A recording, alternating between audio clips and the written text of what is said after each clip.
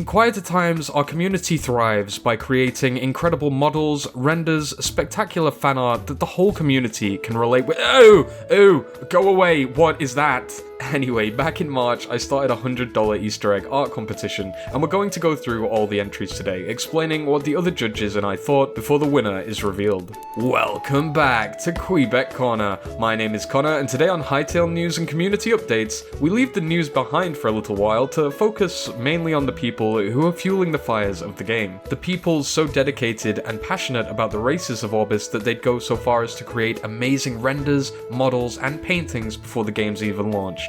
So this competition was aimed at those people, encouraging them and people like them to create some more, to think outside the box and to add some small Easter eggs to their image. More importantly, giving contenders something to do over the long last few months. To judge the competition, I called forth the best judges known to the Kweebec Discord server, Powerbyte, Canadian Flash, Rizbo, and, well, myself. The idea was that it wasn't just me deciding, I wanted to give everyone an equal chance, and as I've been constantly watching the art of the community grow over the last year, I felt alone I may just be biased. Poplio's hand-drawn entry features a Hytale adventurer coming face to face with a large void spider. There's crystals around the cave, and if you look really closely, you can see Spider-Man hiding on this rock. One of my favourite Easter eggs of the day because I was the only judge not to spot it. Happy Lima's entry of an elemental circle sketch shows off the crazy crystal rings we'll find in the heart of the Emerald Grove. With the snowy Zone 3 mountains in the background, who's that summoning purple stuff and lightning? Could it be Varen? Joe shows off an awesome looking castle laying in the heart of the mountainous snows of Zone 3. This structure has some very dark Zone 4 kind of vibes to it, so it contrasts harshly with the snow, something I like. Topping it off is also a little Kweebec sitting on the wall. And of course, it's time to reveal the winner. Last but not least, Righteous Pebbles. Not just a winner in quality, but also in detail and creativity. Pebbles' entry displayed some incredibly fierce-looking Outlanders, contrasted by the cute Poro from League of Legends in the corner. Subtly hinting at the Riot-Hytale crossover partnership, taking inspiration from what we've seen of Zone 3, Pebble has brought to life these characters and is able to use shading to communicate a rich, tense atmosphere. $100 to you for such an awesome piece, and thank you to everyone that entered. Let me tell you, it was very close, and we don't just judge these things based on talent alone. It's also creativity and how well you represent the theme. We'll definitely do another one of these competitions again in the future. As of next week, I'll be back on the ball with more Hytale content, but right now I'm trying to add smaller development-based video essays to my string of shows. Obviously I'll keep up with the news updates, theory talks, and of course any other big Hytale things, so make sure to subscribe if you haven't already. Studio shows me that a whopping 90% of people who watch don't end up doing so, and it could really go a long way to helping the channel. It's free and you can always unsubscribe if you lose interest. Speaking of the news, the team has been very silent this month. In fact, we've barely had any information at all, probably as they wait to push the blog post out towards the end of May. There are some new job positions open at Hypixel Studios, these including the Tools Team Producer and an Adventure Team Producer. As always, it's nice to see that the team are bringing aboard more people, expanding with senior roles and structuring everything better. In fact, I actually contacted the team late this week just asking about an idea I had. You see, I was unsure what the rules were on commercializing Hytale content.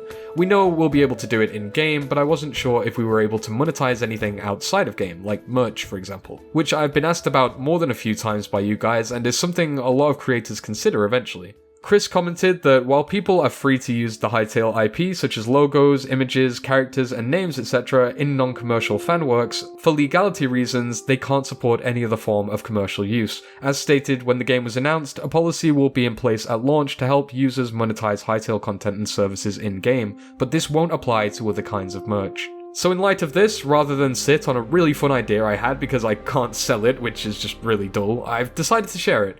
It's simple. Grab a plant pot, fill it with soil, plant a seed, and then slap a Kweebec's face on the plant pot. Now, when your plant grows over the next few months, you'll essentially be growing your own Kweebec.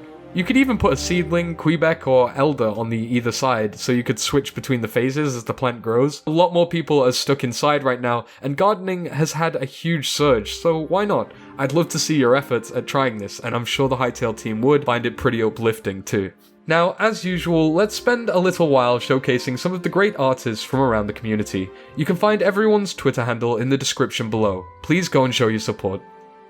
The Yeet guy created this cursed image known as the Kweebec Broodmother. That's all I'm gonna say about that. Myro creates this lovely comic-style art piece about a Kweebec. Art of Rob shows us his rendition of Varen, with Noxy commenting that this is one of his favourites to date. It almost looks like the cover of a novel, sort of in that Rick and Morty kind of style. Hawken comes in with more anime renders as per usual. ASSOL tried to recreate the house shown off in the recent Hytale blog post, but in Minecraft. Lord Spy made a Varen-themed sword, but decided to keep it simple. I love the detail and shading on Torbis's rustic throwing axe. Another fan of anime, Declan releases Edward Elric in the Hytale art style.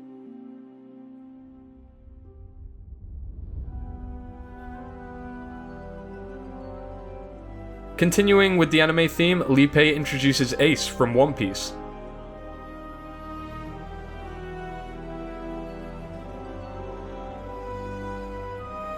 Faku displays many of his Hytale models that he's been creating over the last couple of weeks.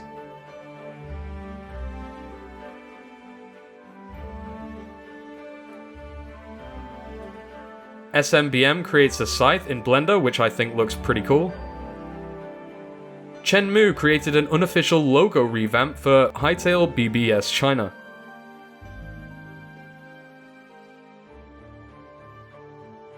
Corrupted showed us 3 cool swords for Hytale. And Paul showed us an apprentice level smith.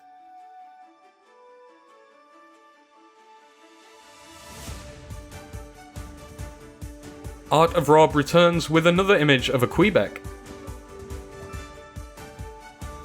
Powerbyte creates a cinematic Hytale intro for Canadian Flash. And Declan also introduces us to the fierce Gorgon. This Medusa-looking character is very, very cool.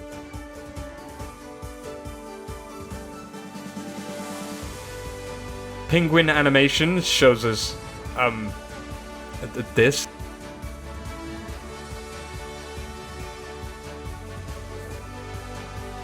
And Righteous Pebble has continued their work creating Kairos.